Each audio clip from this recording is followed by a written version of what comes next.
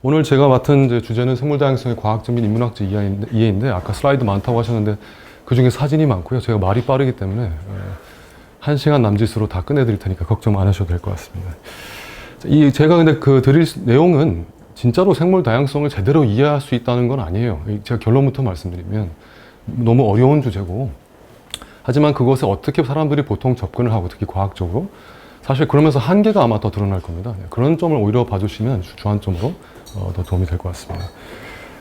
자, 일단 생물의 다양성을 이해하기 위해서는 사실은 제일 중요한 건 일단 생물 다양성을 좀 눈으로 봐야 됩니다. 아무리 다 알고 계시다 하더라도.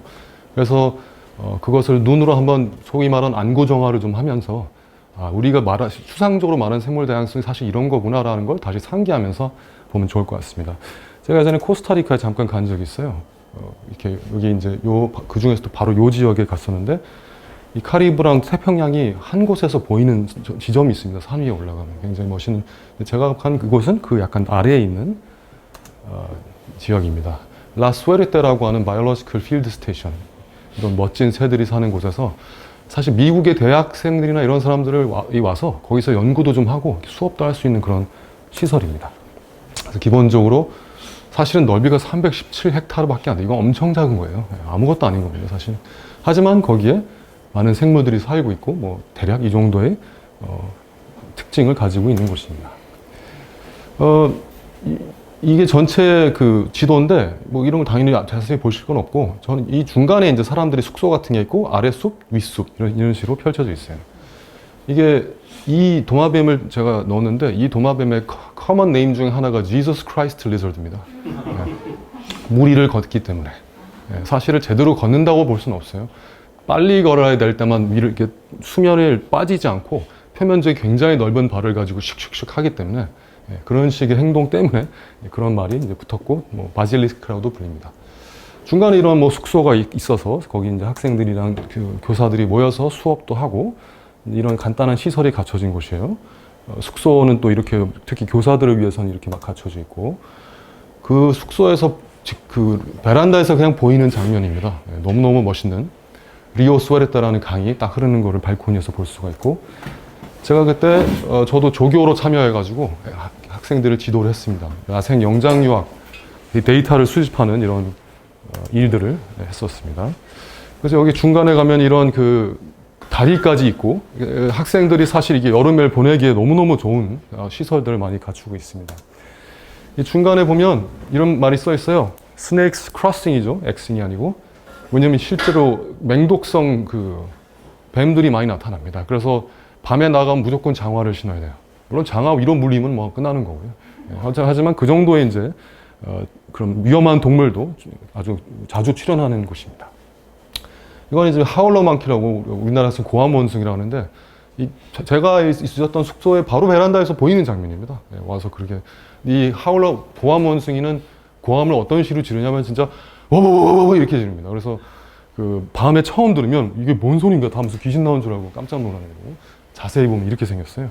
꼬리를 손처럼 이용하는 특징이 갖고 있어 이렇게 매달려서 먹이 활동을 하고 있습니다. 또 하나의 이건 스파이더 멍키라고 하는 거미 원숭이라고 그러죠. 거미 원숭이, 제가 연구했던 긴팔 원숭이랑 비슷한, 하지만 미국 대륙에 있는, 아니 중남미 대륙에 있는 원숭이에 해당됩니다. 이렇게 나무 위에서 그냥 관찰자를 이렇게 가만히 보고 있어요. 저희가 하도 많이 가서, 이제 학생들 하도 많이 가서 소위 말하는 익숙화 과정을 거친 개체입니다. 해비추에이션이라고 부르는데요. 또 이 동물은 카푸친 원숭이인데, 이 카푸친 원숭이도 왜 이름이 카푸치냐면 약간 다 그 크리스티안한 연결이 있어서 제가 말씀드리고, 카푸친 수도사랑 닮아서 그래요. 실제로 수도사에 쓴 것 같잖아요. 이 헤비트를 입은 것 같고, 그렇게 보이기 때문에 그런 이름이 붙여져 있습니다. 이 원숭이는 자기가 그걸 닮은 건 전혀 모르죠, 당연히. 이거는 잘 안 보이시겠지만 한 개체가 한 개체 위에 올라가서 다른 원숭이를 위협하고 있거나 장난치고 있는 아주 신기한 장면이라서 제가 보여드린 거고, 중간 가지에서 이게 새입니다. 가지처럼 닮았지만 포투라는 새를 만나서 갑자기 막 접근하고 있는 장면이에요. 이렇게 커먼 포투라는, 가만히 있으면 나뭇가지 같아서 거의 보이지 않는 보호색을 아주 잘 띠고 있는 그런 동물입니다. 그 다음에 가끔 보면 이러는 뭐 덩어리 같은 게 보이는데, 이게 바로 나무늘보예요. 나무늘보가 엄청 느리다고 하지만 보니까 그렇게 느리진 않더라고요. 이렇게 점심 먹고 왔더니 없어져 있어요. 그 정도면 뭐 그렇게 느린 건 아니라고 할 수 있겠죠. 이렇게 펼치면서 잠깐 이동도 하더라고요. 이건 이제 세 발가락 나무늘보에 해당이 되고, 또 밤에는 이런 킹카주라고 잘 안 보입니다만 저 동물이 있는데, 저건 한국에 이름이 따로 없고, 저 동물은 뭐 애완동물원도 많이 기르는 남미에 있는 동물이에요. 너무 이 메뚜기가 멋있고 위용이 늠름해서 이게 한 크기가 이 정도 됩니다. 일본 사무라이처럼 생겼잖아요.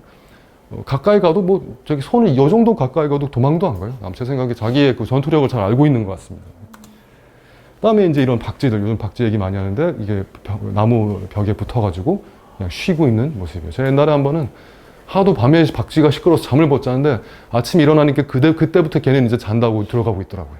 어찌나 좀 원망스럽던지 저는 다 깨워놓고서. 또 조류도 굉장히 많은 조류가 있는데, 뭐 이런 저기 멋이라고 우리나라에는 없지만 색깔이 굉장히 멋있죠. 여러분 누구나 좋아하시는 투칸. 진짜로 저런 생물이 있나라고 믿기 어려울 정도로 직접 가서 보면.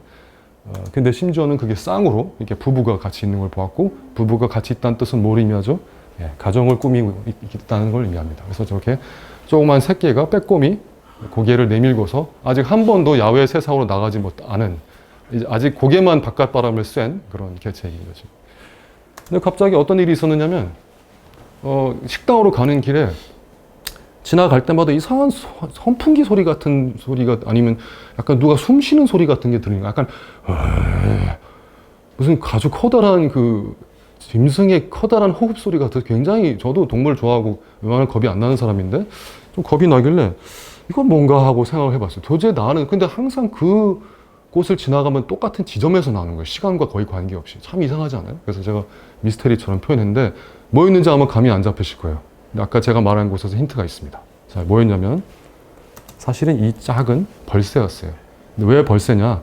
얘가 우리가 나타나면 저 커다란 이파리 뒤로 숨는데, 거기서 마치 선풍기를 종이를 대면은 거기 우 소리가 나잖아요. 그 소리가 났던 겁니다. 그 소리가 마치 어떤 동물의 호흡 소리처럼 들렸던 것이고, 걔가 근데 왜 하필은 그 자리에 계속 있었느냐? 저렇게 작은 둥지에 계속 관리를 하고 있었던 거죠.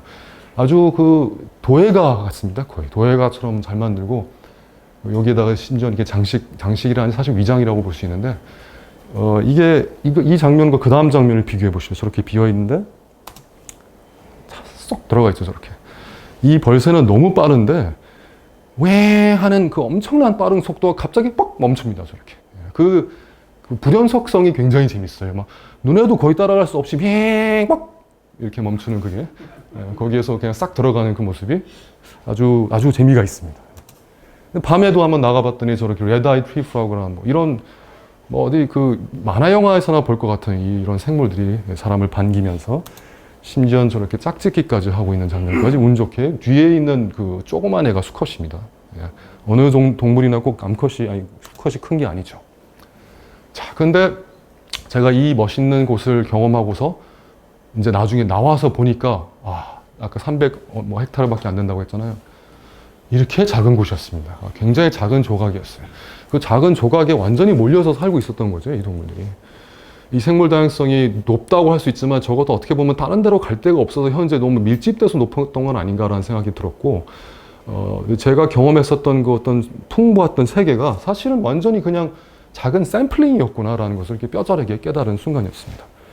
근데 동물은 결국은 하나의 개체이면서도 개체군의 일원이거든요. 그 개체군이 성장하지 않으면 사실 그 종은 결국 멸종하는 거잖아요. 한두 마리가 살아있다고 의미 있는 게 아니기 때문에. 그 다음에 대체로 어디로 갈 것인가. 특히 우리도 자식을 다 키워놓으면 이제 독립해서 나가야 되는데 갈 데가 없다. 직장이 없다. 얼마나 큰 문제입니까? 아마 여러분 다 아실 텐데. 이 동물들은 어디로 가야 되는 걸까? 식당에 잠깐 한번 들어왔던 이런 파이썬도 있었어요. 이 뱀은 어디로 가서 살아야 되느냐?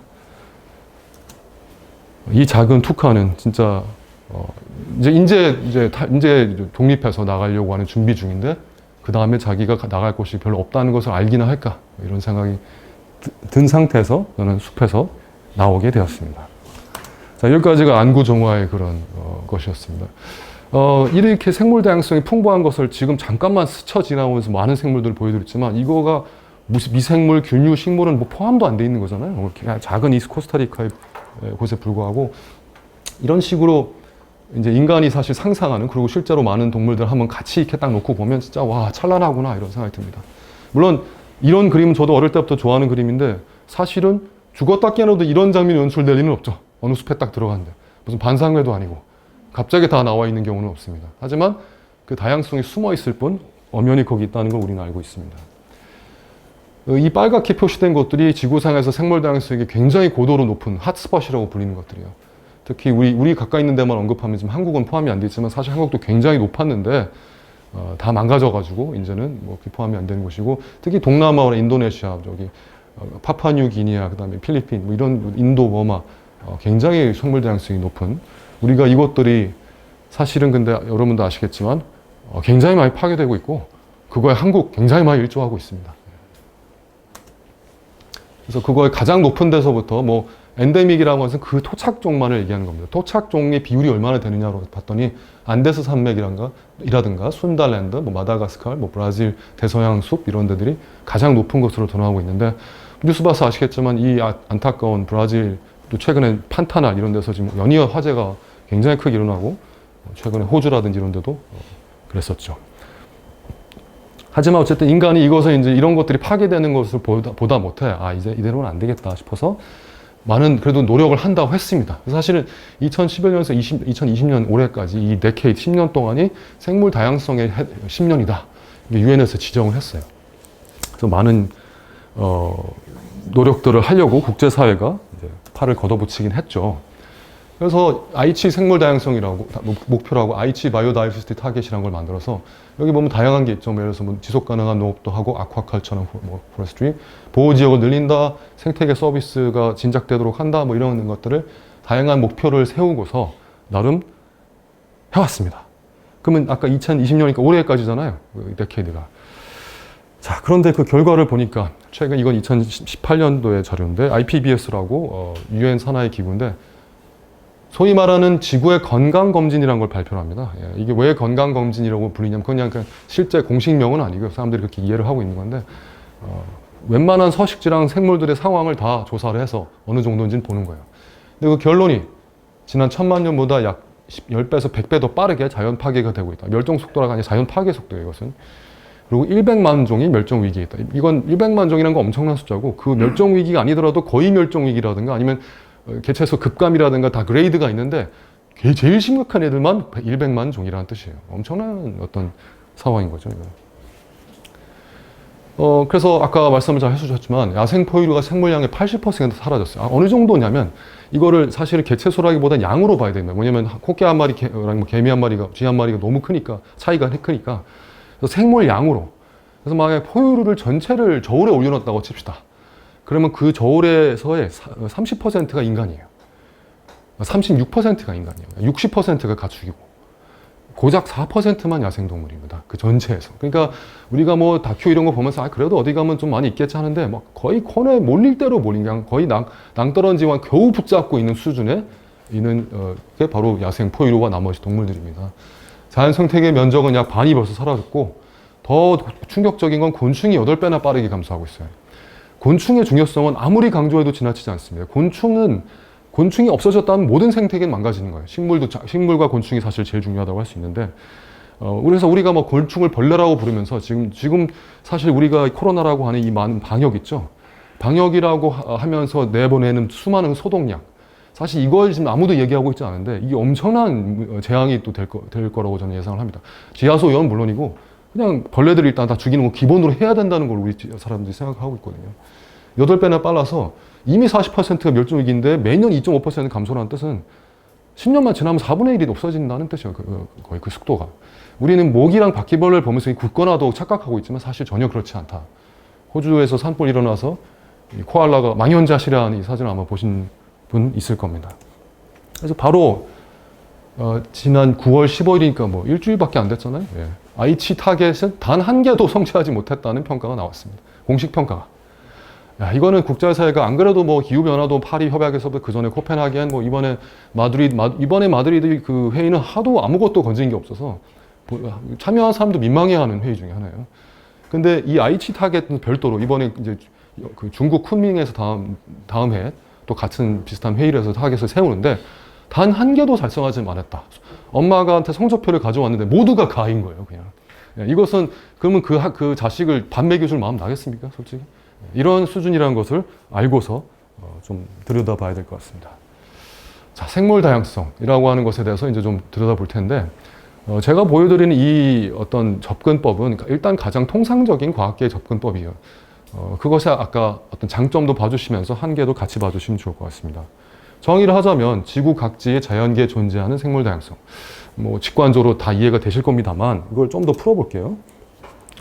자, 생물학적 위계 또는 조직의 모든 수준이라고 하면 유전자에서 시작해서 개체, 그 다음에 뭐 개체군, 그 다음에 그 커뮤니티, 뭐 생태계, 뭐 바이옴 이런 식으로 쭉 여러 가지 수준이 있는데 여기 제가 써놨죠. 근데 그 수준 안에서의 모든 다양성뿐만 아니라 그 수준 간의 상호작용, 개체와 유전자, 개체와 개체군 간의 상호작용하는 그 모든 것까지, 그러니까 그냥 종만 다양한 게 아니라 일어날 수 있는 거의 모든 다양성을 다 생물 다양성으로 부르는 겁니다. 각종 과정의 다양성까지 포함되는 거예요. 어떤 동물이 어떤 동물을 잡아먹어도 잡아먹는 방식이 틀립니다. 그런 과정의 다양성도 포함을 하고 있는 것입니다. 그래서 영어로 하면 이렇게 되는데 여기에 이제 봐주시면 사실 이 단어는 1986년에 미국에서 있었던 어떤 내셔널 포럼의 제목으로 처음 만들어졌어요. 월터 G. 로젠이라는 사람이 처음 고안한 단어입니다. 물론 이전에도 누가 생각했는지 모르지만 역사적으로는 그렇게 잡혀 있어요. 그래서 이 포럼인데 1986년 워싱턴에서 9월달에 일어났고 이때 이제 이런 주제에 대해서 좀 많은 관심을 불러일으키기 위해서 사실 만들어진 단어입니다. 그 당시에는 뭐 인터넷도 없었던 시절인데 14,000명이 참가할 정도로 인기가 아주 굉장히 높았던, 그 정도면 아주 히트였죠. 주요 일간지에 다 보도되고 이때 이제 생물 다양성, 단어 재밌네 하면서 사람들이 막 회자되기 시작했던 겁니다. 그전에도 당연히 뭐 자연 관련된 많은 이야기들, 뭐 종을 보존해야 된다, 개체를 보존해야 된다, 또는 보존 생물학, 뭐 서식지 이런 얘기 막 나왔지만 갑자기 이게 탁 나오면서 새롭게 뭔가 이 국면 자체가 새롭게 인식되는 효과가 생겼습니다.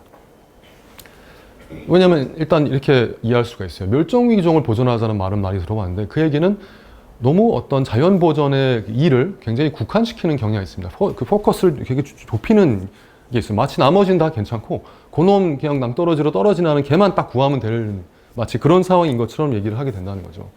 그래서 각 종으로 그냥 자연을 좀 파편적으로 접근했었던 어떤 과거에서부터 이제는 환경 문제를 좀 더 포괄적으로 다루게 해주는 개념이 생물 다양성이다 이렇게 된 거였습니다, 처음에. 그래서 이렇게 표현하죠. 생물 다양성은 큰 문제에 초점을 맞추기에는 큰 용어다. 그냥 뭐 어떤 무슨 도롱뇽을 보존하자면 뭐 되게 막 지엽적인 것처럼 사람들이 생각을 한다는 거예요. 생물 다양성이라면 달라진다는 겁니다. 자, 그래서 어떤 보존을 위한 새로운 접근법이자 시각으로서 처음에 수용되기 시작했어요. 그리고 어떤 장점이 있냐면 필요한 의제를 추출하여 목적에 맞게 사용할 수 있다. 무슨 얘기냐면 종보존하면 그냥 그 말밖에 의미하지 않는데 생물 다양성이라면 거기서는 생태계 관련된 것도 사실 의미를 추출해서 쓰면 되는 거예요. 종보존을 하기 위해서는 그 의미도 부여하면 되는 것이고 사실 해석하기 나름의 단어로서 이게 처음 더 각광을 받게 된 겁니다. 제가 일하는 재단은 생명다양성이라고 이름을 좀 바꿨어요. 왜냐? 이 한자문에서 갖고 있는 생물과 생명에 약간의 차이가 있잖아요. 이것을 중국, 일본 사람들한테 소개하니까 다 모두 이해를 하더라고요. 서양 사람들은 전혀 이해를 못하는데. 뭐냐면 이거는 생물이라고 하면 좀 더 좀 정량적이고 종중심이라면 모든 것을 포괄하는 삶의 방식과 가치까지 포괄하는 어떤 더 넓은 개념이다. 그러면 사람들이 좀 이해를 하더라고요. 그래서 저희는 이런 이름을 붙였습니다. 왜 이렇게 다양할까, 세상은? 글쎄요. 일단은 역사를 좀 짚어보면 캄브리아기 전에 이제 5억 4천만 전인데 이때에 이미 동물 대부분의 그러니까 종속과문, 강문계 할 때 종속과문, 강문계니까 개는 동물계, 식물계거든요. 그 다음이 문이고 이것은 굉장히 높은 레벨입니다. 높은 레벨에서 분류학적 높은 레벨에서 이 문이 동물 문이 대부분이 이때 탄생했어요. 그 전에는 화석 기록이 되게 적다가 갑자기 엄청난 게 팍 나옵니다. 그 기록들이. 그러니까 폭발이라고 부른 거예요. 사실은 그래 폭발이라고 해도 막 천만 년 뭐 이런 천년, 만년, 10만 년의 단위지만 이렇게 계속 표현을 한 거죠. 갑자기 팍 나타나니까. 그 다양성이 이제 실로 놀랍습니다. 이건 뭐 딱정벌레라고 이 콜레옵테라라는 문인 딱정벌레 강이죠. 죄송합니다. 딱정벌레 강에 속하는 이 사진을 보여줘. 모기는 계속 헷갈려요. 모기인데 여기에 있는 이 화려한 이 등껍질만 보더라도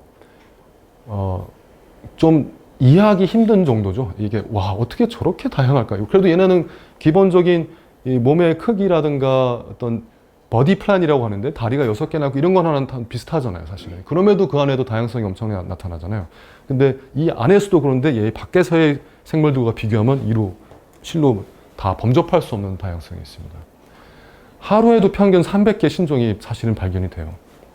여기에 이것은 뭐냐면 다양한 동물들을 여기 뭐 박테리아에서부터 뭐 조류, 연체동물 쫙 나오는데 이 안에 원이 뭐냐면 지금까지 밝혀진 부분입니다. 지금까지 밝혀진 부분이고 나머지 바깥의 부분은 뭐냐면 있을 걸로 추정되는 부분이에요. 이 안에 있는 것을 굉장히 작죠? 굉장히 작습니다.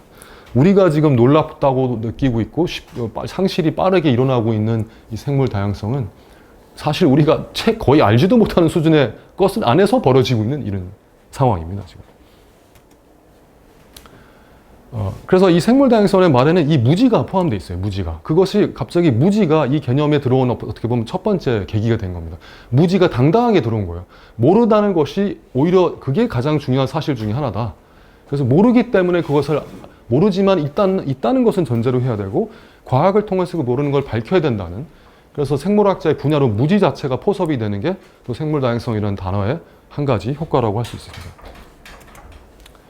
자, 지금부터 이제 생물 다양성을 좀 약간 기술적으로 좀 살펴볼게요. 어떤 식으로 연구를 하고 있는지를 봐야 되는데 이거는 뭐 아주 완벽하게 이해를 못 하셔도 상관없고 막 그래프도 나오는데 그냥 대충 저런 이야기구나로 감만 잡으면 되지 않을까 생각이 듭니다. 우리가 보통 생각하는 종수가 바로 생물 다양성의 대표적인 지표이긴 하지만 사실 그건 종 풍부도라고 얘기를 합니다. 종 균등도는 뭐냐면 얼마나 그 비율이 서로 비슷비슷하게 있느냐, 좀 공평하게 있느냐, 아니면 한쪽이 너무 많으냐, 뭐 이런 어떤 비율을 얘기하는 것이고, 그 다음에 이것은 뭐냐면 생물학적 차이는 그냥 다양한 것이 아니라 기능적으로 또는 자기 어떤 삶의 방식 자체가 얼마나 다른지를 보는 그런 다양한 방식의 생물 다양성 지표가 있습니다. 가령 이 경우에 지금 여기에는 종의 수는 같아요. 종의 수는 같지만 죄송합니다. 여기는 세 가지 종이 있고 여기는 2가지 종이 있잖아요. 근데 여기에 보시면은 얘네는 이 빨간 이 나비가 무려 6마리나 있잖아요. 여기는 사실은 종의 수는 적지만 얘가 4마리 있을 때 얘도 4마리 있잖아요. 균등도가 훨씬 높은 것입니다. 여기는 풍부도는 높을지 모르지만 균등도가 낮은 것이죠. 그래서 이런 다른 개념을 가지고서 접근할 필요가 있기 때문에 다 나온 개념들이라고 보시면 됩니다. 또 어떤 식의 분류가 있냐면 알파, 베타, 감마 다양성 이런 식으로 이렇게 보는 게 있습니다. 알파는 이제 주로 우리가 잘 알고 있는 종 다양성을 말하는 것이고 베타는 생태계 간의 종 다양성의 변화인 것을 말하는 거고 한 지역에도 여러 생태계가 있을 경우가 있어요. 그런 것을 통합해서 그 안에서 나타나는 전체적인 다양성인데 제가 이걸 예시로 보여드릴게요. 예를 들어서 이 우드랜드 여기 숲이랑 헤지로는 거기 원래 이제 이건 유럽에 많은 곳인데 이제 농장이 있을 때 그 사이를 잇는 어떤 덤불류를 얘기해요. 이게 이제 서식지의 종류입니다. 알파만 보면 이것만 세면 되는 거예요. 종만 세면 되니까. 이게 10종, 7종, 3종. 그게 알파예요. 그렇지만 베타라는 것은 뭐냐면은 자, 이 종과 그러니까 이 서식지와 이 서식지를 봤을 때 교집합만 빼고 둘 다에 있는 거 말고 한쪽에만 고유하게 있는 거 있죠. 그것만 셌을 경우에 그럼 요만큼이 빠지니까 하나, 둘, 셋 여긴 7종이 나오는 거예요. 이 두 서식지 간의 베타 다양성을 비교를 하면 뭐 그런 식으로 계산하는 게 베타 다양성입니다. 마지막으로 감마 다양성은 그것들을 모두 그런 식으로 된 걸 모두 쫙 망라했을 때 얼마나 나오느냐. 이게 이제 14종이 나오는 거예요. 이게 지금 자체는 별로 안 중요할지 모르지만 어떤 서식지는 서식지 자체가 굉장히 불균질하기 때문에 그 불균질한 서식지에는 어떤 때는 다양성이 더 높기도 하거든요. 이런 상태를 잘 측정하기 위해서 개발된 도구들입니다. 그냥. 자, 근데 어쨌든 다양하다는 것은 뭔가 여러 종류의 생물이 공존한다는 뜻으로 표현을 하고 있잖아요. 이 위에를 봐주시겠어요? 이쪽은 X축이 이제 적정 온도입니다. 생장을 위한 적정 온도에 해당되는 것이고 Y축은 토양의 pH예요. 산도를 말하는 거 있는 거 있습니다. 각각의 원이 한 종을 의미를 하고 있어요. 그 원의 중심은 뭐냐면 그 종이 가장 잘 살 수 있는 지점을 말합니다. 그럼 예를 들어서 이 종 같은 경우는 딱 요 온도에 딱 요 토양 pH 산도가 가장 적절하다는 뜻입니다. 이 원의 경우에는. 자, 근데 이걸 왜 보여드리냐면, 만약 이게 한 종이라고 했을 때, 이 종들이 여기에 많으면 많을수록 무슨 현상이 발생할까요? 그만큼 여기가 촘촘하게 쓰이겠죠. 빈칸이 별로 안 남을 겁니다. 그 얘기는 뭐죠? 종이 다양할수록, 그리고 종이 다양하다는 뜻은 완전히 겹치지 않고 조금씩 다른 조건이 좋다는 뜻이에요. 그 다른 종들은. 그렇게 될 경우에는 있는 자원을 훨씬 효율적으로 쓰게 된다는 겁니다. 왜냐면 얘하고 너무 다른데 별로 상관이 없죠. 왜냐면 얘는 여기가 좋고 얘는 여기가 좋으니까. 그런 식으로 자기가 원하는 조건이라 생장의 조건이 다 다양하다면 같이 살 여지가 더 훨씬 크다는 겁니다. 이걸 좀 쉬운 말로 표현하면 생물다양성의 기본 원리가 뭐냐면 틈새를 활용한다는 거예요. 누군가가 여기를 차지하고 있으면 요 애는 또 저쪽을 차지하고, 이러면서 틈새들이 메워지다 보면 당연히 다양하겠죠. 여기저기가 많은 종이 생기니까. 그래서 이렇게 점점점 날아갈수록 생물량이 높아지게 누적되는 걸 볼 수가 있어요. 자, 공존을 위해서는 공존의 조건을 이렇게 한번 아주 간단하게 표현하면 유사성 제한 이론이라는 게 뭐냐면, 이것도 하나의 종입니다. 1번 종이 있고 2번 종이 있어요. 얘는 여기가 가장 좋은 지점이에요. 얘는 여기가 가장 좋은 지점이고. 근데 여기서는 경쟁을 합니다. 자기가 둘 다 좋아하는 조건이니까, 거기는. 그러면 경쟁을 하니까 아무래도 경쟁을 하다가 보면 힘들잖아요. 그래서 얘네보단 얘네가 잘 사는 거예요. 이쪽에 있는 애들이. 그러다 보면 여기 있는 애들은 이제 밀려납니다. 소위 말하 자연 선택되는 거예요. 그러다 보면 이제 얘네들이 점점 다른 방향으로 진화를 하게 됩니다. 그래서 여기에 이제 원래 겹쳐졌던 부분들이 많이 없어져요. 그리고 그게 충분히 여기가 틈이 벌어지면 또 하나가 생길 수 있다는 겁니다. 그 사이에. 이런 공존을 위해서는 같은 공간에 사는 걸 동서성이라고 하는데, 완벽하게 동일한 조건을 원하면 사실 공존할 수가 없는 거예요. 조금은 달라야 된다는 것을 약간 이렇게 어려운 말로 표현한 겁니다. 두 종이 자원을 분할함으로써 경쟁 멸종을 방지하는 것인데, 원래는 여기를 같이 경쟁만 죽어라고 계속 했다면 이런 일이 발생하지 않았겠죠. 그래서 그런 공간적인 분할을 한번 예를 들어보면, 이게 뭐냐면 이게 나무의 하나의 소나무 같은 침엽수입니다. 침엽수의 어느 부위를 이 새들이 활용하는지를 나타낸 그림이에요. 이 새들은 다 같은 숲에서 살고 심지어 같은 나무를 활용하는 애들이에요. 하지만 각자가 주로 이용하는 부위가 조금씩 다릅니다. 저렇게 집중적으로 공략하는 부위가. 그래서 게다가 유전적으로 굉장히 가까운 다 솔새 종류들인데, 얘네들이 한 공간에서도 동소할 수 있는 이유는 이렇게 공간적 분할이 이루어지고 있기 때문이에요. 공간적 분할 말고도 시간적 분할도 있습니다. 요 사진은 정확하게 같은 지점, 이 나무가 있는 같은 지점을 다른 시간대와 계절에서 찍은 거예요. 근데 이 곰이라든가 이런 말코 바닥사슴이라든가 울버린이라든가 이런 사슴 같은 애들이 전혀 다른 때에 나타납니다.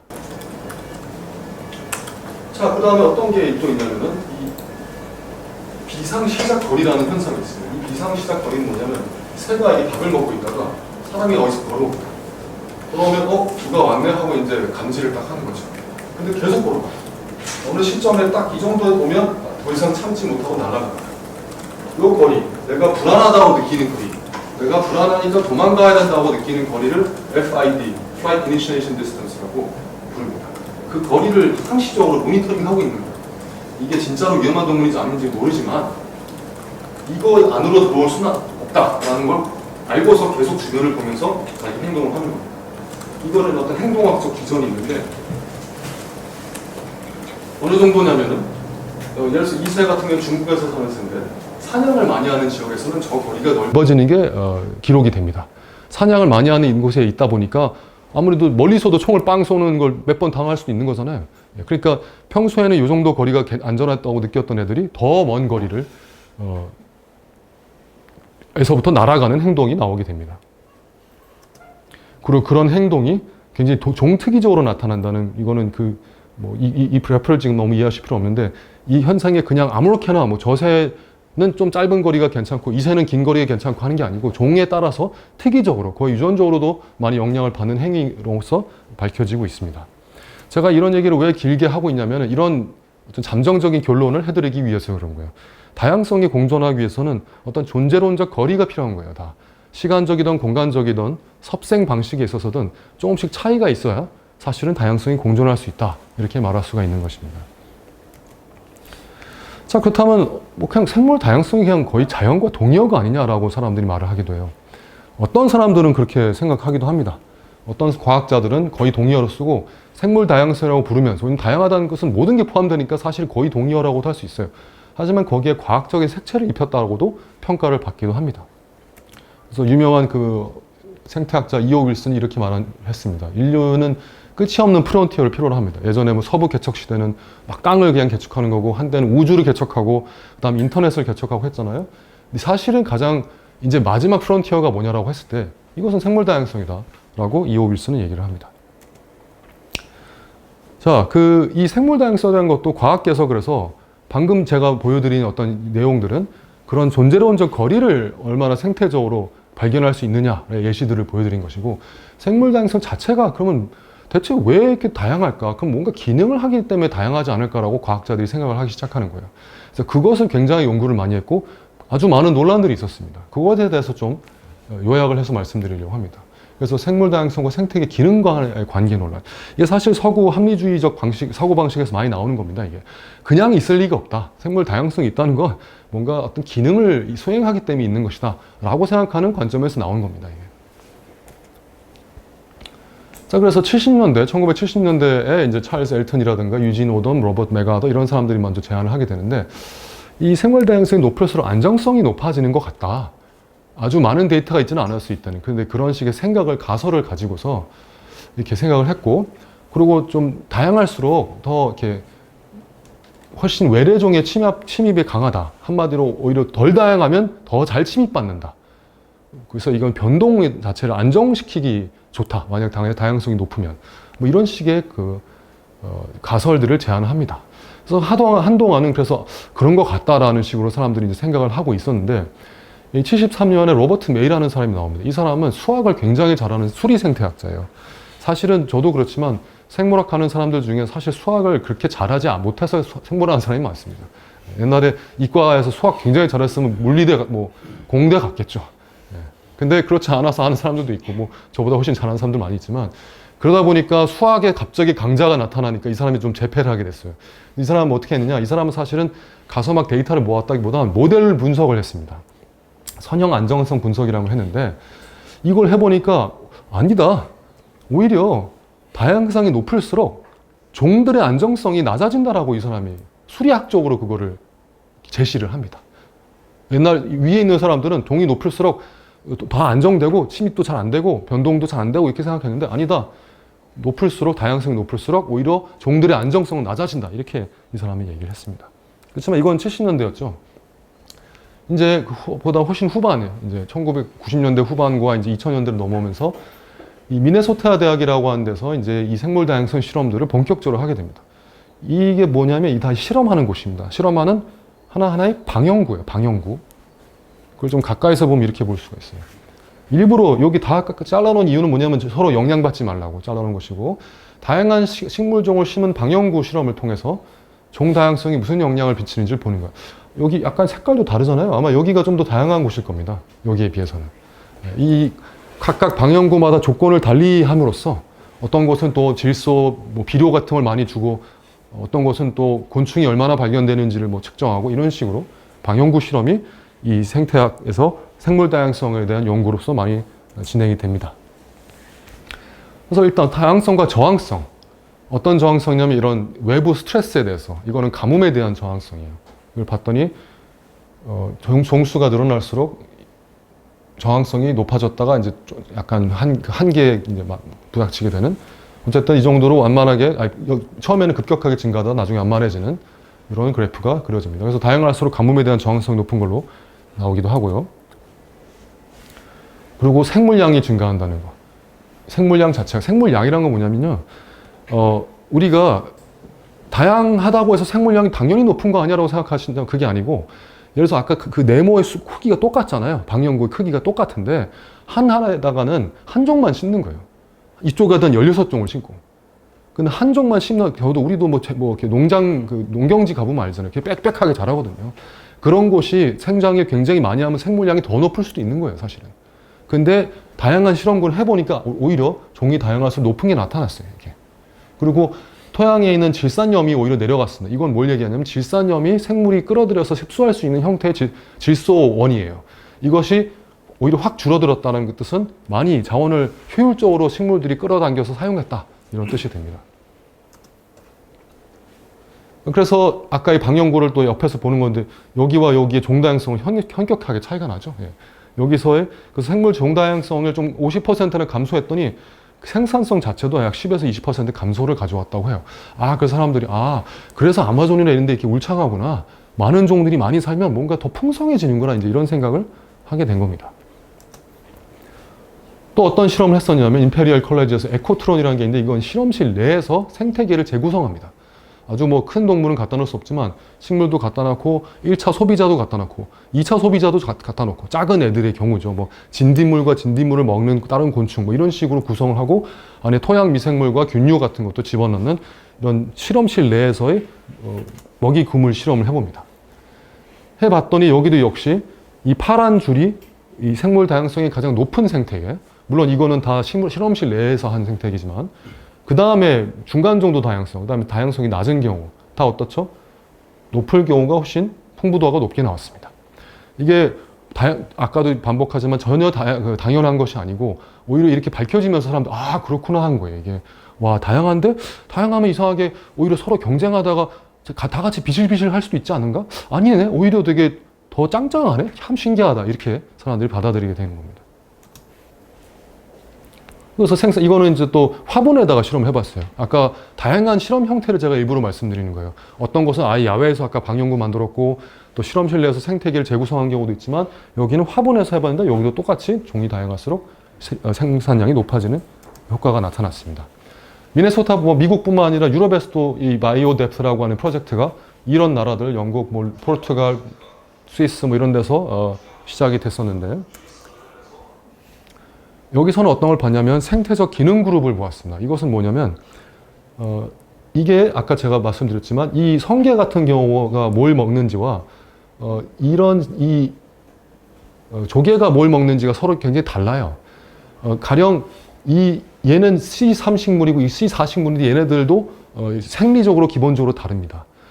그냥 종만 다른 것이 아니라 아예 기능 자체가 다른 거 있죠. 가령 우리가 쉽게 볼 수 있는 얘는 우리가 새가 예를 들어서 우리 동네는 세 종이 있고 저쪽에는 똑같이 세 종이 있다고 했는데 이쪽에는 그래도 딱따구리가 한 마리 있어요. 왜 다르죠? 딱따구리 구멍을 뚫잖아요. 다른 새들은 못 뚫는데 그 구멍을 뚫음으로 해서 나무를 쪼기도 하고 그 뚫어진 구멍 안에서 다른 생물이 살 수도 있어요. 그러니까 하나라도 구멍 뚫는 종이 하나라도 있냐 없느냐는 생태적 기능 그룹이 하나가 더 추가된 겁니다. 근데 똑같이 그냥 바닥을 뒤지는 애들만 있으면 종이 아무리 다양해도 생태적 기능 그룹은 한 개예요, 그냥. 그래서 이런 식으로 종이 다양한 것도 봐야 되지만 얼마나 기능 그룹이 다양한지도 되게 중요한 사안이 됩니다. 그래서 이것도 이제 학자들이 바라보게 된 거죠. 역시 기능 그룹의 수가 많을수록 생물량이 생산성이 높은 게 여기서 드러나고 재미있는 것은 이게 좀 복잡하게 느껴질지 모르지만 그래도 제가 설명을 잘 해볼게요.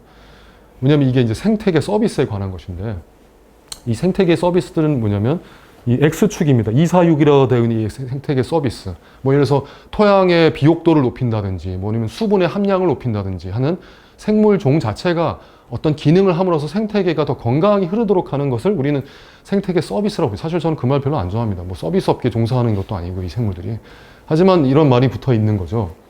근데 이건 뭐냐면 각각의, 여기 Y축이 종입니다. Y축이. 1번, 2번, 3번, 4번, 5번, 6번 다 하나의 어떤 생태계 서비스를 의미를 하는데 거기에 항상 되게 여러 종이 관여하고 있다는 거예요. 점이 되게 많이 찍혀 있잖아요. 하나의 생태계 서비스에 한 종이 담당하고 있는 것이 아니라 그 생태계 서비스마다 여러 종이 항상 관여하고 있다. 그리고 이런 현상이 독일, 그리스, 아일랜드, 포르투갈 이런 곳에서 다 동일하게 나타난다. 그리고 그 종이 많을수록 결과적으로 생태계 서비스가 더 안정화되더라. 라는 것이 굉장히 광범위하게 나타나게 됩니다. 그래서 아까 제가 말씀드린 생태계 서비스의 종류들은 종다양 식생 면적, 지하 생물량, 나뭇가지 분해량, 수간구의 평균 높이 이런 것들을 사람들이 막 측정해서 나온 결과가 되겠습니다. 그렇지만 이제 반대파들이 이거에 대한 이제 딴지를 겁니다. 이 결과 자체는 부정할 수는 없어요. 아까 전에 양적인 어떤 관계가 나타나는 결과 자체는. 하지만 해석을 달리합니다. 그것은 사실 그런 것이 아니다. 다른 요인 때문일 수도 있다. 그리고 예를 들어서 메이의 모델이 예측한 것도 여전히 맞는 게 있었어요. 종이 다양할수록, X축이 종 다양성인데 다양할수록 각각의 개별 종의 안정성은 떨어지는 거예요, 오히려. 그런데 군집 전체는 증가하는 게 나타나는 거예요, 군집 전체는. 그러니까 메이의 수리적 모델이 사실은 어느 정도는 맞았었던 거예요. 개별 종들의 안정성은 오히려 다양성이 증가할수록 낮아지는 경향이 있었어요. 다만 군집 전체는 안정화됐었던 거죠. 이걸 약간 좀 우리 상식적인 말로 하면 재해석을 해보면 사실은 여러 종이 있기 때문에 그 안에서 엎치락뒤치락이 있다는 겁니다. 엎치락뒤치락이 있으면서 그 생태계의 기능들은 여전히 유지가 되면서 안정성이 있지만 어떤 그 개별 종들은 없어지는 것도 있는 거죠, 그 안에서는. 그 개별 종의 생존이 보장되는 것은 아닌 거예요. 하지만 전체적인 안정성은 오히려 높더라. 왜냐하면 여러 종이, 한 종이 빠지면 그 종을 채울 수도 있는 것이니까. 이런 식의, 그래서 그 종의 반대파들하고의 절충 어떤 선도 새로 생기게 됩니다. 그 다음에 어떤 사람은 이런 비판을 합니다. 아까 이렇게 다양할수록 군집이 그 생산량이 높다고 하니까 아니야, 그것은 사실은 거기에 있는 한 종이 되게 운 좋게 되게 생산성 높은 애가 포함이 돼서 그런 거지. 그런 건 아니라고. 그래서 걔만 따로 딱 키우면 걔가 훨씬 높아. 이렇게 또 반박을 한 사람이 있습니다. 근데 보니까 세월이 지나면서, 이게 지금 세월이 지나서, 시간이 지나면서 점점점 어떤 일이 발생하냐면, 이게 뭐냐면 이 횡으로 그어진 선이 딱 가장 높은 생산성을 가진 단일 종만 따로 방형구에 걔만 심었을 때는 최대 생산량이 이만큼 나오는 거예요. 근데 처음에는 보세요. 처음에는 예전에는 이렇게 거의 이 최고 단일 종이 최고 생산량 더 거의 아래에 있었습니다. 근데 시간이 갈수록, 그래서 이게 이제 약 최초 실험부터 한 20년 경과한 2013년 자료인데, 나중에 시간이 갈수록 특히 종이 더 많아질수록 이제는 거의 다 혼자 있었을 때 생산량 가장 높았던 종보다 훨씬 더 뛰어넘는 생산량을 나중에 보이고 있는 겁니다. 그래서 그 밖에도 뿌리 질량 및 깊이의 증가라든가 토양 질소, 유기탄소의 증가라든가 잎의 곰팡이성 병의 감소, 뭐 이런 것들이, 그 다음에 이게 좀 재밌는데, 포식자로, 특히 생물 다양성이 있으면서 포식자가 그 위에 있잖아요. 그러면 확실히 걔네가 조절해주기 때문에 초식성 곤충의 수가 작아집니다. 그러니까 우리가 농부들이 가장 싫어하는 작물을 잡아먹는 벌레들 있죠. 그러니까 유기농 할 때는 그래서 걔네를 잡아먹는 오리라든가 이런 걸 같이 키우지 않습니까? 예, 그런 걸 사실은 과학적으로 증명을 한 겁니다. 우리가 일반적으로 관찰하는 것들을. 자, 하지만 그런 식의 전체적으로는 경향이 있지만, 여기서 제가 적어놓은 건 다양성 자체보다는 생태계 기능적 요소에 달려있는 경향이 나중에 차후로 밝혀진, 지금 제가 보여드린 그래프들은 되게 거시적인 분석들을 한 건데, 더 세부적인 분석하니까 전체 종의 다양성보다는 아까 말씀드린 거기에 있는 기능적 군들이 얼마나 다양하게 있느냐, 아까 딱따구리를 기억을 하시면 그냥 10종이 6종보다 많은 게 중요한 게 아니라 다양한 기능을 하는 애들이 많냐 안 많냐, 생태계 기능군이 훨씬 기능적 요소가 더 중요하다라는 또 새로운 그 파벌이 나옵니다. 그래서 그런 주장을 훨씬 많이 하게 됩니다. 자, 그래서 종합을 하면 95% 실험적 연구 결과가 대체적으로 다양성과 생태계 안정성의 상관관계를 지지합니다. 어느 정도 아주 그래프가 아주 깨끗하거나 쫙 나오진 않아도 대체적으로 지지를 하는 경향이 있는데, 이 점이 이제 재밌습니다. 사실 그런 생태계 서비스이든 아니면 그 서식지 안정화건 이런 것들 기여하는 종들이 여러 있긴 하지만, 그게 전체 뭐 20에서 50, 많아도 50이라는 겁니다. 이걸 다른 말로 뭐하냐면, 나머지 종들은 뭘 하는지 모르겠는 거예요. 물론 인간이 쳐다본 범위 내에서 하는 얘기입니다. 모든 걸 조사한 건 아니지만, 대체적으로 보면 아까 뭐 토양의 안정성과 질산을 높이고 뭐 수분 함량과 함께 뭐 생물량 증가, 뭐 안정성 증가, 뭐 이런 거를 막 많이 하는데, 다양성이 분명히 기여는 하는 것 같은데 참여하는 애들이 다가 아니라는 거예요. 나머지는 뭐지라는 그 궁금증을 가지게 되는 겁니다. 게다가 이제 많은 종들이 멸종 위기에 이미 처해 있는 상태라서 그들은 더 이상 가령 너무 수가 적어서 뭐 뉴질랜드나 이런 데 카카포, 샘 얼마나 암수도 안 해 있는 이런 애들은 거의 이제 아무런 기능을 수행할 수 없을 정도로 너무 수준이 낮아진 거예요. 그러니까 걔네들은 지금 상태에서 보면 거의 아무 영향력이 없는 것처럼 보인다는 겁니다. 이제 이런 어떤 딜레마가 또 발생하기 시작하는 거예요. 그래서 핵심 질문은 이겁니다. 아까 전에 이런 이런 기능들 한다고 하지만, 그렇다면 대체 어떤 가치가 있길래 보존해야 하는가? 사실 언제나 이 질문으로 돌아옵니다. 그리고 이 질문이 모든 환경 파괴와 그걸 막으려는 세력 간에서 사실 벌어지고 있는 논란의 핵심인 것이죠. 대체 무슨 가치가 있느냐? 그래서 이것을 일단은 서양 학자들은 이런 식으로 막 분류를 쫙 합니다. 학문적, 생태적, 경제적, 사회적. 바이오필릭은 윌슨 교수가 제창한 원래 우리는 자연을 좋아하는 어떤 원천적인 특성을 갖고 있다는 바이오필리아에서 나온 말에서 나온 것이고, 뭐 본질적, 정신적, 미학적 가치까지. 그래서 이거를 많이 이렇게 열거해서 이런 책들이 무지 많습니다. 어떤 자기 가치가 무엇인가. 근데 이거를 쫙 보시면 여러분은 어떤 생각 드시는지 모르겠지만 저는 어떤 생각이 드냐면, 저는 당연히 생물 다양성도 대체될 수 없는 가치가 있다고 생각하지만, 야, 저렇게 많이 열거하는데도 별로 안 와닿네 이런 생각 들지 않아요? 많이 열거해서 오히려 더 안 와닿는다는 생각도 들죠. 애쓴다. 뭐 심지어 그런 생각까지 듭니다.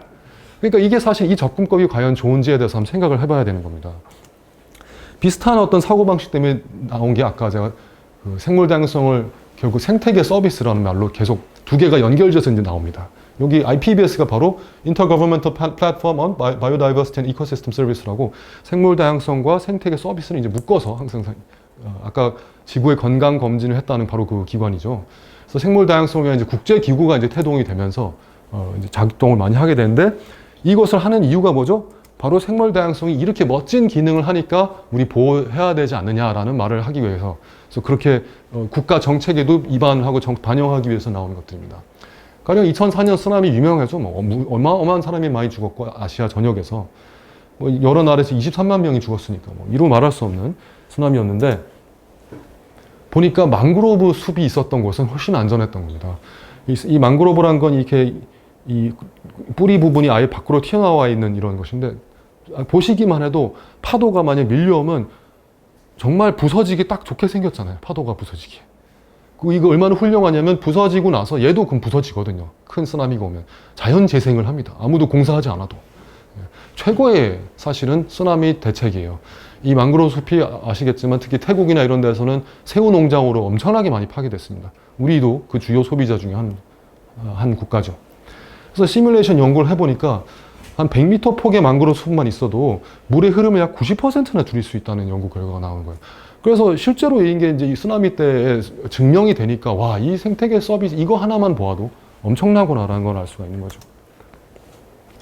망그로브 숲 쓰나미에 파괴되지만 다시, 왜냐면 해양 환경이라는 것은 매일 파도가 치기 때문에 원래 그거를 맨날 맞고 다시 일어서는 걸로 수천만 년 동안 적응을 한 식물입니다. 그러니까 자연 재생이 될 수밖에 없는 것이죠. 그래서 이렇게 되는 것이고, 인도 같은 경우에는 그거랑 비슷한 카수아리나라는, 이거는 망그로브는 아니지만 그거랑 비슷한 기능을 하는 이렇게 있어서 타밀나두 지역 같은 경우에는 이 카수아리나 숲이 조성된 것은 현저하게 덜 파괴되는 것이 그 당시에 또 밝혀지기도 했습니다. 여러분 다 기억하실 카트리나, 2005년 미국의 불어닥친 카트리나인데, 이 루이지애나도 사실 엄청난 습지가 원래 있었던 것이거든요. 그걸 다 없애고 막 제방을 많이 만들었는데, 그 습지 4,800평방킬로미터가 사실 30년대부터 없어졌어요. 그 당시에도 6m 높이의 파도가 제방을 넘어갔고 완전히 들어와서 뭐 제방 아무 짝에 소용없게 됐었잖아요. 근데 연구에 의해서 보니까 습지 1km당 파도가 4.7cm나 줄었다고 합니다. 그래서 사실 원래 있었던 습지가 있었다면 80km를 지나면서 높이가 3.7m나 줄일 수 있었다고 그래요. 그러니까 쓰나미가 3.7m를 줄인다는 건 거의 쓰나미가 없어진다는 걸 뜻합니다. 그 정도의 기능을 사실 루이지애나의 습지가 했었는데 그것이 다 파괴돼서 이렇게까지 망가졌구나. 홍수 조절 기능을 많이 얘기하는데 이걸 간단하게 도식으로 나타낸 겁니다.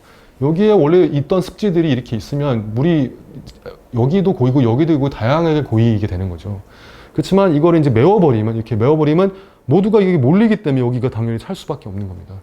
사실은 우리는 제가 사실 습지주의자라는 책도 썼는데, 이 배수에 너무 지나치게 집착하고 있어요. 배수라는 것은 뭐냐면 떨어진 물을 빨리 어디로 보내는 것을 얘기합니다. 모임은 보통 어떻게 되냐면 집중화됩니다. 집중화되면 거기가 아작나는 거예요, 사실은. 습지가 하는 역할은 그것을 다른 데에서 골고루 분포해서 머금어 줌으로써 한 곳으로 그게 모이지 않는 역할을 하는 것이고, 그래서 자연계 스펀지라고 불립니다. 물이 많이 오면 쫙 빨아들였다가 나중에 비가 안 올 때는 다시 방출하는, 정말 아름다운 시스템 아니겠습니까? 그래서 실제로 보니까 습지가 이렇게 있는 곳은 이게 습지가 있는 경우, 아래는 습지가 없는 경우인데, 습지가 있는 경우에는 이 홍수의 어떤 홍수량이 그렇게까지 막 왔다 갔다 하지 않았어요. 지금 습지를 없애고 나니까 너무너무 고저가 심해가지고, 특히 이렇게 하이 시즌이 되면은 엄청난 피해를 많이 일으키는 홍수가 발생을 하게 되는 겁니다. 이런 생태계 서비스를 지금 설명하려 이런 말들을 하고 있는 거예요. 최근에 이제 코로나가 터졌으니까 코로나로 인한 또 생각도 못한 또 다른 생태계 서비스가 있을 수 있구나라는 게 또 대두되고 있어요. 그게 또 뭐냐면 가령 이건 라임병이라고 하는 또 하나의 인수 공통 전염병인데 이 라임병은 이 쥐에 있는 이 진드기가 사실 옮깁니다. 그래서 진드기가 이제 다시 사람을 물므로써 옮기게 되는 것인데 다양성이 높은 곳에 있어서는 이 진드기가 아무래도 얘만 있는 게 아니라 얘도 있고 얘도 있고 얘도 있으니까 다양한 숙주한테 가서 붙습니다. 근데 숙주마다 조건이 다 달라요. 체온도 조금씩 틀리고 거기에 있는 다른 기생하는 생물도 있기 때문에 어떤 특정 기생 생물의 입장에서 봤을 때는 적합도가 다 되게 다양합니다. 적합도가 되게 다양해요. 그래서 자기한테 딱 적당한 건 오히려 적어요. 다양성이 있는 곳에서는. 근데 다양성이 제거돼서 여기는 너구리도 없고 뭐 이 어퍼섬도 없고 다른 거 없고 이 쥐만 있잖아요. 쥐만 있는 곳에서는 얘밖에 없고 얘밖에 없고 얘밖에 없으니까 가는 데마다 내가 좋아하는 거네. 이렇게 되는 겁니다. 그래서 사실은 훨씬 나한테 적합한 숙주로 옮겨 타기도 쉽고 그래서 그러면 더 번창하게 되겠죠. 번창하면 그 번창의 수가 많아지니까 등산객이 지나갈 때 물면 그게 옮겨 탈 수 있는 경향이 있습니다. 그래서 이거를 숙주 희석 효과라는 게 있다고 근데 학계에서 아직 논란이 있어서 많은 그런 토론이 벌어지고 있는 것이긴 합니다만 전반적으로는 원래 있었던 생물 다양성이 소실되면 소실될수록 오히려 전염병이 더 많이 창궐하는 데이터들이 많이 나와 있습니다. 그래서 이것도 역시 생물 다양성 코로나 이전에 생각도 안 했지만 그거가 사실은 이런 전염병을 안 일으키게 이렇게 방지해 주는 효과도 사실 있을 수 있구나라는 것을 보게 되는 겁니다. 여기까지 생물 다양성이 얼마나 좋은 기능이 있는지를 막 설명을 좀 했어요. 하지만 좀 찜찜한 생각이 듭니다. 이거 좀 그래 뭐 좋은 얘기는 알겠는데 왜 찜찜한가? 왜냐하면 애초에 그런 위기를 초래한 그런 바로 같은 논리를 들이대고 있기 때문인 거예요. 원래 어떤 효용성을 원해서 그 효용성과 경제성과 그런 효과 때문에 가서 자연을 파괴한 거거든요. 자원을 얻으려고 경제를 일으키려고 그 기능성에 굉장히 집중을 한 거죠. 근데 똑같은 근데 이거 우리 돕잖아. 우리 홍수 조절 돕잖아. 우리 뭐 경제를 돕잖아라는 식으로 하는 같은 논리를 적용하는 것이 아니냐라는 말을 하게 되는 겁니다. 이런 식의 자연관을 사실은 많이 가지고 있다라는 생각이 든다는 거죠. 게다가 이런 또 하나의 어떤 철학적 문제가 있습니다.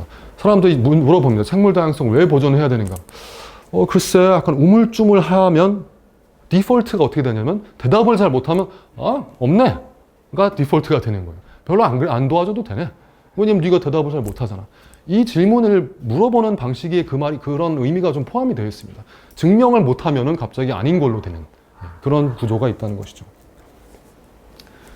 그래서 문제가 또 다른 문제도 있죠. 하나의 수치로 환원함으로써 상품화에 기여하고도 할 수 있고 이 재화 영역 만약 이걸 하나의 어떤 가치를 인정했다고 칩시다. 근데 언제나 현재 가치가 미래 가치보다 높습니다. 실제로 상품성이라는 것은 우리가 아무리 가치를 경제적으로 부여하고 합의를 봐도 현재 사용 가치가 미래 가치보다 높을 수밖에 없는 게 그 경제 기본 원리인데 언제나 그러면 미래를 덜 생각하게 될 수밖에 없다는 거예요. 그리고 사실은 장기적 보존이 보장되지 않아요.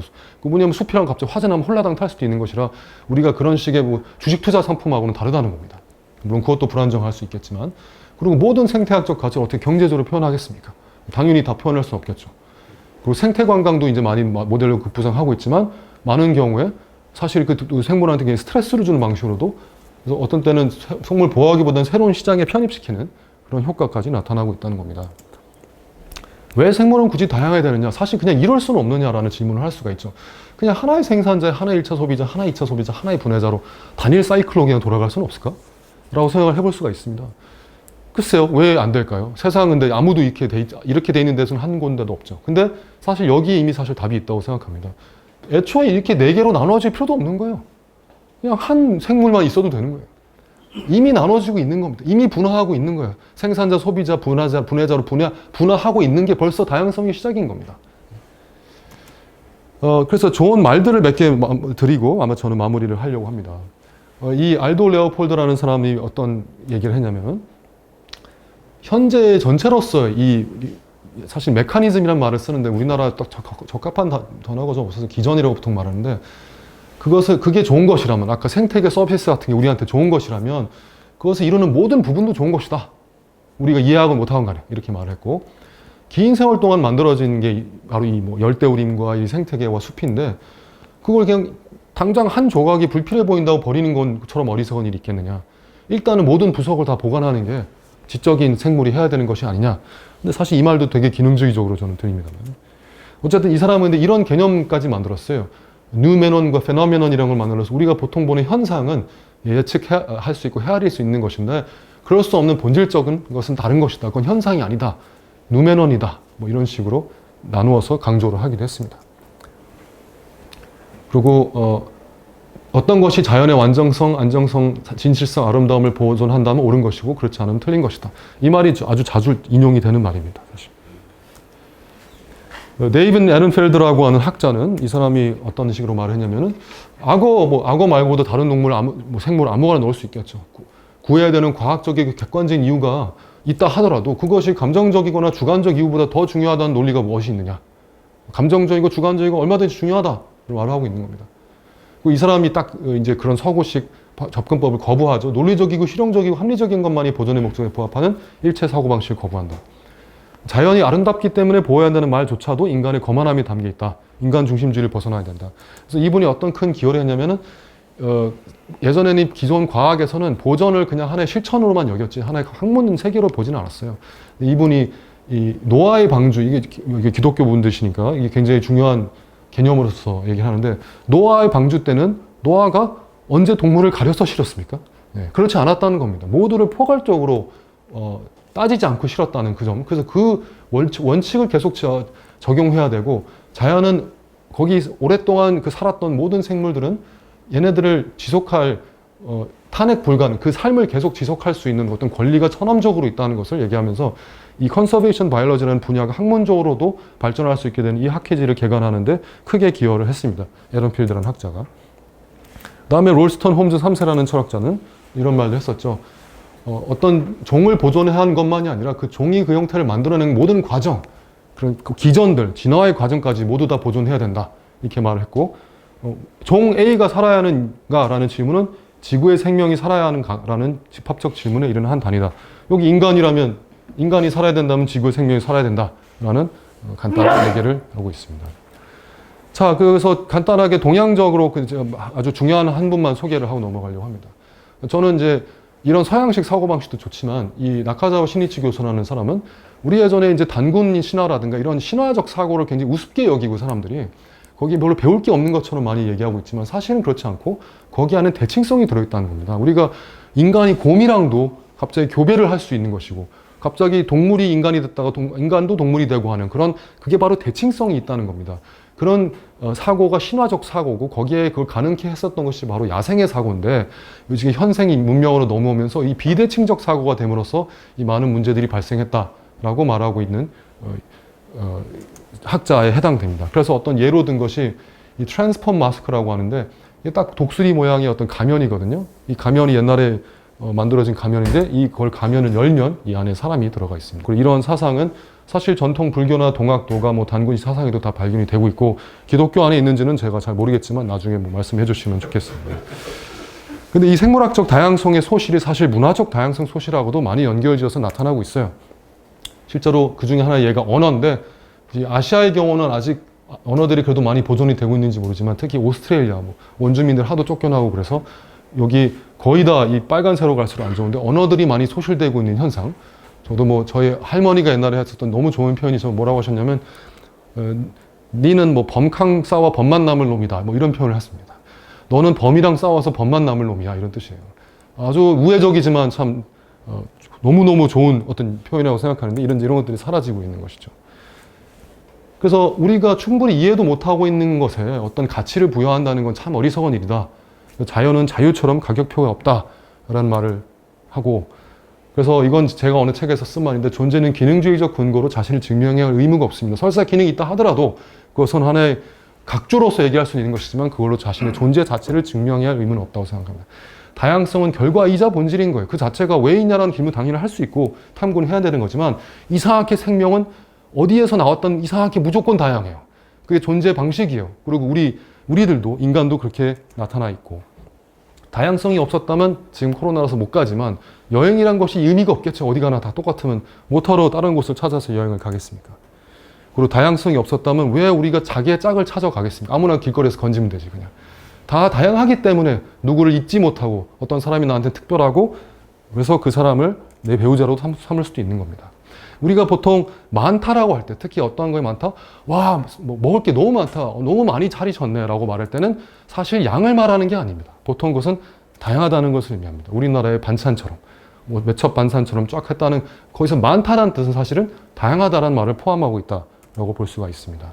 생물 다양성은 좀 지문과 닮은 게 있습니다. 무엇이냐면 지문을 우리가 이렇게 활용을 많이 하잖아요. 개체 식별 때 활용하고 뭐 보안을 위해서도 활용하는데 활용을 위해서 나온 게 아니잖아요. 지문이란 건. 그냥 어떻게 보니까 나온 거지. 예. 근데 우리가 그것을 잘 활용하면 돼요. 사실은. 하지만 활용을 위해서 있는 건 아닌 것 같다는 측면에서는 이 생물 다양성과 지문이 닮은 구석이 있습니다. 그래서 다양성의 다른 이름은 사실 그냥 고유함이다. 저는 이렇게 보고 싶고 그 고유함은 결국 뭐다? 특별함이다라고 말할 수 있을 것 같습니다. 다양해서 특별한 것이고 다양해야지만 다양성이 가능해야지만 사실 특별함 자체도 가능하다라는 게 제 생각이고 바로 그런 의미로서 다양성을 다시 봐야 되지 않을까. 아까 다른 기능도 당연히 있지는 않아야 되겠지만 생물 다양성이 소실될 때 저는 그렇게 표현합니다. 종 하나가 없어질 때마다 모나리자 하나를 태우는 거와 비슷하다고. 그 정도의 어떤 작품이 다시는 나올 수 없던 고유한 어떤 조합이 없어지는 것이 다양성이고 그렇게 생각하면 우리 인간이 소중히 생각하는 문명화의 가치와 크게 다르지 않을 거라는 생각이 들고 이 다양한 인사들을 끝으로 제 강연은 마무리하도록 하겠습니다. 감사합니다.